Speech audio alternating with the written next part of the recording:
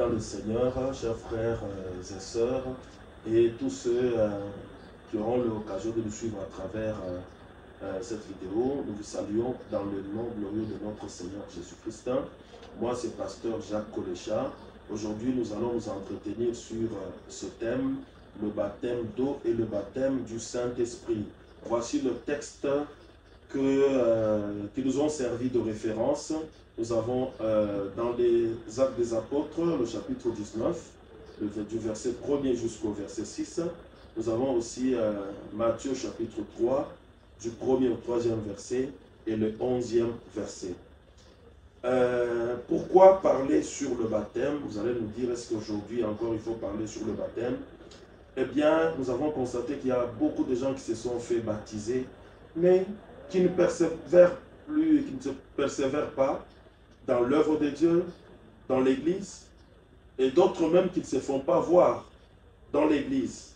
Alors, il est important de savoir la signification qui s'attache au baptême d'eau et au baptême du Saint-Esprit. C'est vraiment très important, car je dois dire que ces deux baptêmes ont une signification sur le plan de l'eschatologie chrétienne. Ils ne sont pas, ce ne sont pas des actes isolés comme des faits de diversion. Qu'est-ce que je veux dire par là? Il y a des gens qui se font baptiser peut-être pour avoir l'occasion de créer l'occasion de faire une fête ou bien d'avoir des beaux habits. Et il ne sera pas étonnant quand quelqu'un a de telles intentions que après son baptême, qu'on ne le voit plus à l'église et qu'il ne persévère plus. Alors, nous avons besoin donc, à travers ce message, de nous auto-évaluer. Est-ce que nous avons été baptisés vraiment selon, conformément à la signification même du baptême d'eau? Est-ce que nous avons aussi reçu le baptême du Saint-Esprit?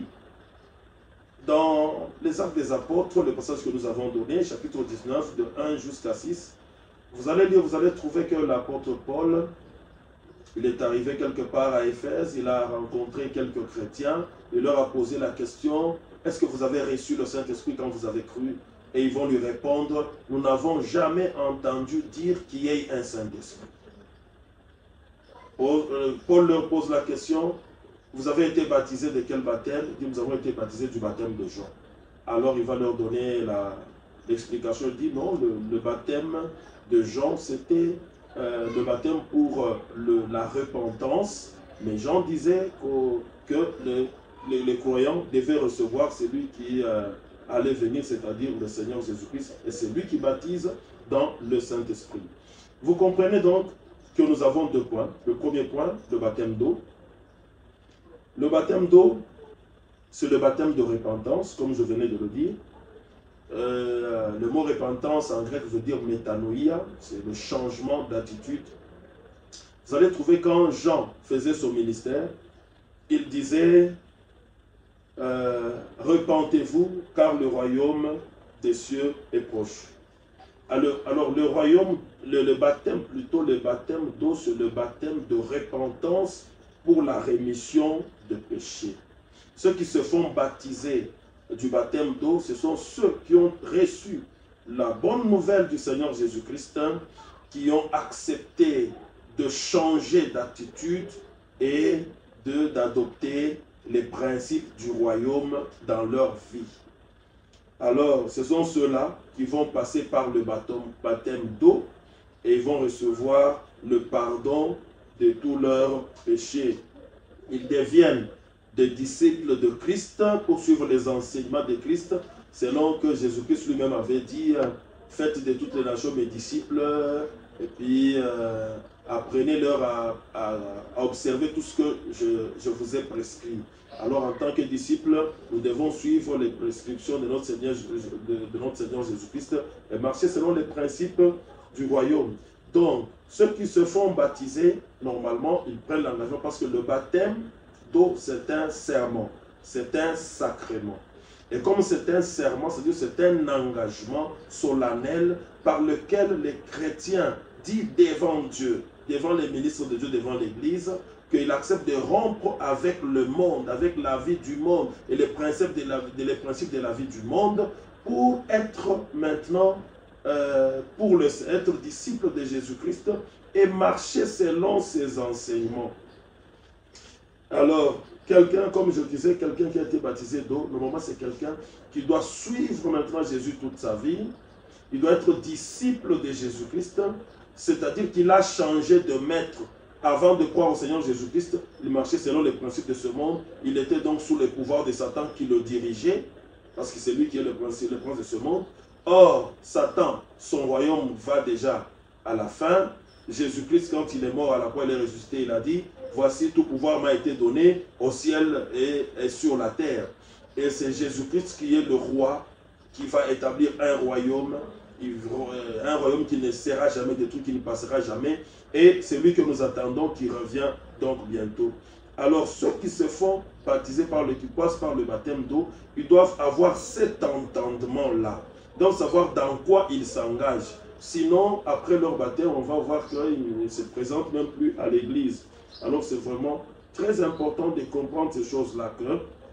On ne peut pas se faire baptiser d'eau si on ne comprend pas que Jésus-Christ est le roi qui vient et que le royaume de Satan touche à la fin. Maintenant, Dieu veut rétablir, renouveler toutes choses et que nous voulons entrer dans un nouvel ordre des choses. Et parce que nous voulons entrer dans un nouvel ordre des choses, c'est-à-dire l'ordre des choses du royaume, nous devons embrasser les principes du royaume des cieux, vivre selon ces principes avant même le retour de Jésus-Christ, parce que nous devons régner avec lui. La Bible nous dit que si nous persévérons avec lui, nous régnerons aussi avec lui. Donc c'est l'entendement que nous devons avoir en ce qui concerne le baptême d'eau. Et chacun doit donc se poser la question, est-ce que j'ai été baptisé? C'est vrai que j'ai été baptisé d'eau, mais est-ce que je marche selon la volonté de Dieu? Est-ce que j'ai rompu avec le monde? Est-ce que je suis dans l'attente du Seigneur Jésus-Christ? Là, sans avoir tout dit, c'était juste pour avoir une idée, donner une idée en ce qui concerne le baptême d'eau. Et maintenant, le baptême du Saint-Esprit. Le baptême de l'Esprit, c'est le baptême que Jésus-Christ donne lui-même. Jean-Baptiste, baptisé dans le fleuve Jourdain, mais à propos de Jésus, qui est le Messie, il nous est dit que des fleuves d'eau vive couleront de son sein. Alors, c'est le jour de la Pentecôte que Jésus a répandu l'Esprit qu'il a reçu du Père. Et c'est ce jour-là que ceux qui l'attendaient dans la chambre haute, vous savez, quand Jésus-Christ est ressuscité, il avait dit à ses apôtres, à ses disciples, restez ici à Jérusalem, parce que le Père va bientôt accomplir la promesse. Et il a dit encore, Jean vous a baptisé d'eau, et sous peu, vous serez baptisés du Saint-Esprit, vous serez mes témoins, ainsi de suite. Alors, cela est arrivé le jour de la Pentecôte, ils ont été baptisés dans le Saint-Esprit. Ça, c'est le Seigneur Jésus-Christ qui le fait. Je voudrais qu'on puisse retenir à peu près 3 points, je ne veux pas être trop large, en ce qui concerne le baptême du Saint-Esprit. Parce que si nous revenons encore au chapitre 19 des Actes des Apôtres, nous avons parlé de ces chrétiens, quelques chrétiens que Paul avait rencontrés, et qui lui ont dit clairement qu'eux, ils n'avaient même jamais entendu parler du Saint-Esprit. Donc, ils avaient cru au Seigneur Jésus-Christ, ils avaient été touchés. Mais, c'était des chrétiens qui n'avaient jamais entendu parler du Saint-Esprit, qui n'avaient même pas encore reçu le Saint-Esprit. On peut être chrétien, mais sans le Saint-Esprit, on ne peut pas être capable de vivre la vie de Dieu, la vie que Dieu désire que nous puissions vivre, parce qu'il est écrit que le temps est là, l'heure est là, et c'est maintenant où les vrais adorateurs adoreront le Père en esprit et en vérité. Si quelqu'un n'a pas le Saint-Esprit, c'est la chair qui va dominer, et la chair, elle est toujours contre la volonté de Dieu, contre la loi de Dieu, contre les commandements de Dieu. Donc il ne pourra jamais être agréable, on ne peut jamais être agréable tant qu'on marche selon la chair, qu'on ne marche pas selon l'Esprit. C'est l'Esprit qui vient nous régénérer, nous transformer et nous donner cette soif-là de vivre selon Dieu et entretenir la vie de Dieu en nous. Ça, c'est un premier point. Deuxième point, le Saint-Esprit, par le baptême du Saint-Esprit, ceux qui sont baptisés du baptême du Saint-Esprit, ils forment une humanité nouvelle. Une humanité qui est unie sous la bannière de Christ. Une humanité au sein de laquelle il n'y a plus de division selon la langue, selon la race, selon la classe sociale. Mais voyez l'humanité d'aujourd'hui.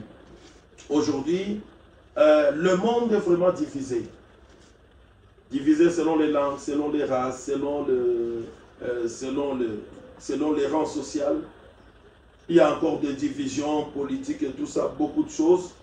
Mais rappelez-vous, dans Genèse chapitre 11, à la tour de Babel, Dieu avait confondu l'entreprise de ceux qui voulaient faire une tour qui allait rivaliser avec le ciel. Dieu les avait confondu leur langage. À partir de là, ils ne pouvaient pas s'entendre. Mais le jour de la Pentecôte, ceux qui étaient présents avaient vécu le miracle. Quand le Saint-Esprit a rempli les disciples, les apôtres qui étaient là, ils ont commencé à parler dans des langues telles que tous ceux qui étaient venus de tous les pays qui existent sur la terre, du moins à cette époque-là, qui étaient à Jérusalem pour la fête de Pentecôte, tous ces gens-là pouvaient les entendre parler dans leur propre langue. Vous comprenez, c'est comme le contraire de ce qui s'était passé le jour à la tour de Babel. C'est-à-dire que le Saint-Esprit, Jésus-Christ est mort à la croix, il est venu pour détruire les murs de séparation, d'inimitié au sein de l'humanité. Et tous ceux qui croient, ils sont baptisés, ils sont maintenant un. En Christ, on est unis, riches et pauvres, on est un, hommes et femmes, on est un, grecs et juifs, on est un. Vous pouvez lire ça dans Galates chapitre 3, le verset 27, verset 28. Et à part ça, l'autre point, tous ceux qui sont baptisés dans l'Esprit, ils forment aussi le corps de Christ. Christ, ça veut dire le Messie. Là, vous pouvez lire dans 1 Corinthiens chapitre 12, où on nous dit au verset 13 clairement que nous tous qui avons été baptisés dans l'Esprit, nous formons un seul corps. Nous avons été tous baptisés dans l'Esprit pour former un seul corps. Et nous tous, nous sommes des membres de ce corps de Christ. Christ étant le Messie, le roi qui doit mettre fin au règne de Satan pour établir son règne. D'ailleurs, à la croix, il a désarmé les puissances et les dominations. Nous, maintenant qui avons cru, nous sommes maintenant participants de Christ. Chacun est membre du corps de Christ. Donc nous participons, nous sommes appelés donc à participer à son royaume et à posséder son royaume. Et chacun est membre. En tant que membre, chacun a un rôle à jouer. C'est pourquoi le Saint-Esprit donne à chacun maintenant un don. Pas seulement un, même plusieurs dons. Chaque membre, chaque croyant reçoit par le baptême du Saint-Esprit des dons. C'est pourquoi quand Paul avait prié pour ces gens qu'il avait rencontrés à Éphèse, on nous dit que quand il leur a imposé les mains, ils ont commencé à parler en langue et d'autres ont commencé à prophétiser. Le jour de la Pentecôte, on a vu aussi comment les gens avaient parlé en langue. Alors quand le Saint-Esprit vient, quand on est baptisé du Saint-Esprit, on reçoit des dons de l'Esprit pour être des membres actifs au sein du corps de Christ qui est l'Église, parce que dans l'Église, on ne peut pas trouver des spectateurs. Il faut s'étonner aujourd'hui que dans l'Église, il n'y a que quelques membres qui travaillent, qui exercent leurs dons. Les autres sont réduits à être juste des spectateurs qui doivent acclamer, qui doivent dire, insiste, homme de Dieu, mais eux, ils ne prophétisent pas, ils ne peuvent pas parler en langue, ils ne peuvent pas donner de prophétie. C'est loin de ce que nous trouvons dans le Nouveau Testament. Chacun de tous ceux qui ont cru au Seigneur Jésus-Christ, qui ont été baptisés de l'Esprit, chacun devient membre du corps de Christ. Or, dans le corps que nous avons, il n'y a pas un membre inutile. Il n'y a pas un membre qui fainéante, un membre qui ne fait rien. Chaque membre est au service du corps. Chaque membre est important. Et Dieu a placé chaque membre de manière à ce qu'il soit au service des autres. Alors, dans l'Église de même, chaque membre, chaque fidèle est important. Il fait partie intégrante du corps de Christ. Il est un membre Et il a un rôle que le Saint-Esprit lui donne, il a des dons, des grâces que le Saint-Esprit va lui donner afin qu'il soit un instrument pour l'édification du corps et pour l'extension du royaume de Christ avant que nous puissions aller régner avec lui. Que ce message soit une bénédiction là où vous êtes. Bien-aimés, vous êtes appelés. D'abord, nous avons rompu avec la vie du monde. Il y a des chrétiens, il faut s'étonner, des chrétiens qui sont toujours dans la boisson. Quand il y a des fêtes, des mariages, ils ne peuvent pas se retenir. Ils vont s'enivrer, ils vont faire n'importe quoi. Est-ce qu'ils ont été baptisés? Oui ou non? Est-ce qu'ils ont compris le sens du baptême? Est-ce que nous avons reçu le Saint-Esprit? Et nous n'avons pas le Saint-Esprit pour fainéanter. Le royaume vient. Dieu a fait de vous membres du corps de Christ pour que vous puissiez travailler avec le Christ afin que nous puissions entrer aussi dans la gloire avec lui. Nous espérons que ce message sera pour vous une bénédiction et qu'il va vous réveiller au cas où vous n'étiez pas au courant de ces vérités. Soyez bénis et que la grâce de Dieu soit avec vous dans le nom de Jésus. Je viens ainsi de prier. Amen.